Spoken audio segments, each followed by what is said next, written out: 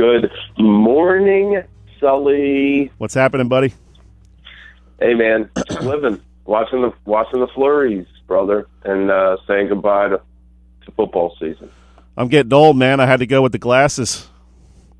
Yeah, I saw that, man. Very Joe Madden of you. Very Joe Madden of you. Went with the hipster Joe Madden style. It's funny, man. What's old is new again. And that with glasses, it's always the case. I found a pair of frames of my old man's from when he was in the Army in the 60s. Right. Like now that's what they look like on the shelves, man. Like that's cool. Yeah, I never even thought about it. I'm trying to think back to my old man. They were a little bit bigger than mine, but yeah, definitely you're right about that. How the old that old style coming back. Yeah, you never know, man. I remember some of the ones we saw probably in the 90s when I was first growing up and had glasses. I wear contact lenses. When I was a kid wearing them, I hope they never get back to those styles, like the wire frames that just like have no shape. That just were kind of nerdy, I guess. So what's happening, man? You getting ready for the holidays or what? Well, I think wrestling season counts as a holiday, Sully. Yeah, I'm getting ready for that. Yeah, I'm getting ready for Christmas a little bit here and the New Year. And I don't know, man. It's such a grind getting all the all South Jersey stuff done, which runs in tomorrow's Courier-Post. Be online today. Between that, Coach Folsom stepping down. It's been a busy week. Still football on the brain. But Monday we'll turn the page and get to the match. We'll be talking some high season blood time here before you know it. Oh, you know it, man. Little blood time. Little pound shaving. Little. There's going to be a lot to talk about. Little impetigo. There's going to be a lot to talk about, brother. Oh yeah, I'm sure all the wrestling fans are getting fired up, and they're always clamoring for more wrestling coverage here on the South Jersey Sports Report. So I know it's tough sometimes to get them on the show, the wrestlers, because they have all this Saturday tournaments going on.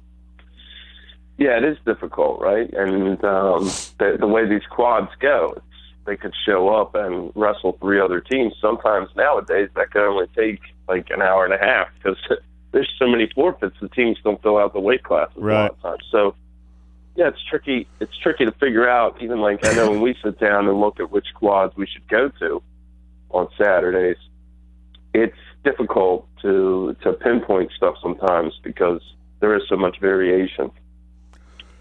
So, Mark, let's put a bow here on the football season. We talked to Kevin a little bit about that Lenape RV game, really the game of the weekend and the one everybody was looking forward to the most, and came down to an exciting finish. It really did, Sully, and having seen it the first time, it was very interesting because in one sense you had RV who won that first game 10-7, and they played very well after that. They lost to Camden. But other than that, they played well. I'll say that. It looked like I don't know if they've been clicking on all cylinders, but they were playing good ball. Iverson Clement was the game changer.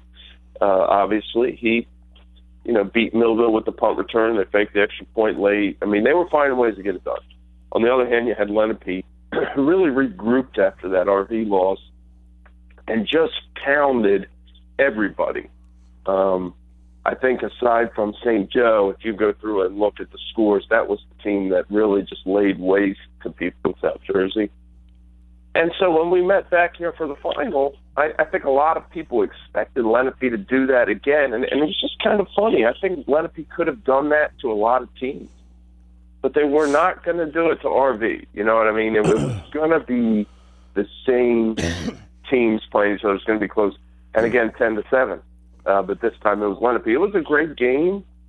I felt great joy for Lenape, and I felt great sorrow for RV because everybody laid it on the line. Those were two teams that it was a grown man football game. That's 100% the truth. It was a grown man football game. Talk with Mark Trible of the Courier-Post, and Mark, one of the more exciting games of the weekend, which I didn't think would be this close, was Delsey and Woodrow Wilson. I thought Delsey would kind of roll over that team, but came down a pretty crazy finish there. They end up holding on 29-28. And as we mentioned before the playoffs started, Delsey was not one of those teams you wanted to face in the playoffs. No, nobody wanted to play Delsey. Nobody ever wants to play Delsey. That goes back as far as when, Delsey's success rate on the gridiron. They knocked off Timber Creek to get there, snapped that 25-game win streak. Woodrow Wilson was an interesting case because when they put it all together, they were very, very good. And I know Delsey lost their center, Tommy Maxwell, in the first half of that game. He was invaluable to them. It took away the way they could run on the inside against Wilson, which slowed down their attack a little bit. There's no doubt about that. But Wilson battled back, really had a chance to win the game.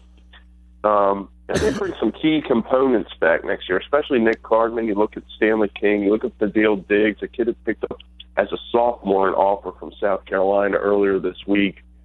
Wilson should be very good next year, and they almost did pull the big upset, absolutely. But that will help season them for next year, those kids that come back.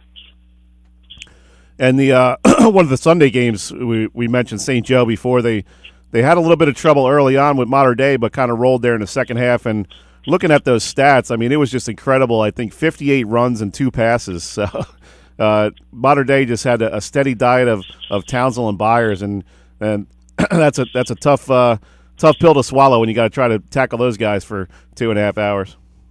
I don't know what the best thing about Sunday was, Sully. There was a lot of great things I saw. The way St. Joe dominated that game was one of them. The way Pete Thompson, your boy, still had the mustache from No Shave November was just as good. It was great to see Pete. He does a great job. But yeah, I mean, St. Joe just lined them up and mowed them down. They did it all year, man. I mean, they just ran through their competition. Good for them. They were just dominant. I was telling people after I saw him play against Holy Spirit, I'm like, this is the best offensive line in South Jersey. Oh, without a doubt. Without a doubt it is. I mean, those guys are just monsters with a mean streak. I mean, that's exactly what you want in an offensive line is guys that are 275 with a mean streak. Yeah, and they had a great deal of balance. I think when you not of course not running and passing the ball, not that type of balance, but when you look at what Jada Byers and Quasim Townsend brought to the table, I think both of them are stellar running backs. But what they give each other is that other dimension that people have talked about it for years, thunder and lightning. That's a big deal in high school football because Townsend is just a sledgehammer. Yep. He just is, man. If you give him the ball and run him up in there on belly, and he's going to get 5-6 yards, then you know what? Nobody's going to want to tackle him. And then by the time they get worn down from that, you have Byers, who is probably as electric a player as there is in all South Jersey. Talking about Mark Trible of the Courier-Post. And Mark, before we let you go, I want to get some of your thoughts on Clyde Folsom hanging it up after 37 years at West Deptford. And I know you've had a lot of interaction with him the last couple of years. And what's your impression of him? I know Kevin Minnick has had a lot more experience dealing with him throughout his career, but obviously, judging by some of your Twitter activity, definitely a guy that you enjoyed interacting with as a sports journalist. Well, it's funny. When I first got here, I was covering kind of like our third game. It was never the game of the week or the second game. It was always the third game, which, you get to see some different places that you don't see now. And some of the smaller towns and people in the Colonial Conference, stuff like that. I remember it was like Clyde.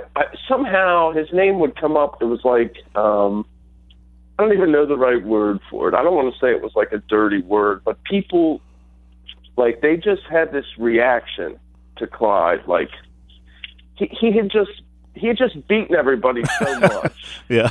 Okay? It wasn't, if they never saw him again the rest of their lives, they would have been happy about it. It's just this instant connotation. I'm like, man, this guy. But you get beat by a guy for 30 years, you're not really that fond of him.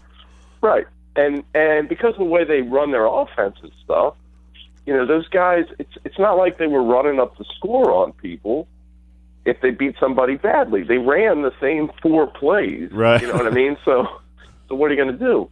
Kind of like St. Joe this year. Yep. So it was just like this visceral reaction that there was a respect there, a begrudging respect. But, people didn't like him from these other areas. So when I went back and looked at the amount of success that he'd had, that was kind of like the ultimate hat tip. And yesterday, so many people reached out to talk about what he meant to them. And, the one thing I will always say about Clyde Folsom is when I got here, I had no connections to this area. And Clyde Folsom treated me like he's known me forever. He was always honest. He was always helpful. He was always upfront. And just a guy I really respect the way he handled himself and the way his team played. And I always thought it was funny how nervous he would get before the games. It was like, he had some of the best teams, but he couldn't stand still before kickoff. Never could. Definitely an honorary hats off this week, I'm sure, right? My head is definitely off to Clyde Folsom and the West Effort community, for the love that they've shown him here in the last, it's a difficult time for somebody when they say goodbye to something they love to do. And but knowing Clyde Folsom, he calculated that decision and made the right one. Good stuff as always, Mark. We're up against the break. Got to let you go, but get your wrestling notes ready for next weekend, man. We'll start talking some mat men. You got it, Sully. Thanks for having me on, brother. Enjoy your weekend. All right, thanks, Mark. Appreciate it, bud. All right, thanks. That was Mark Trible of the Courier-Post. We're going to take a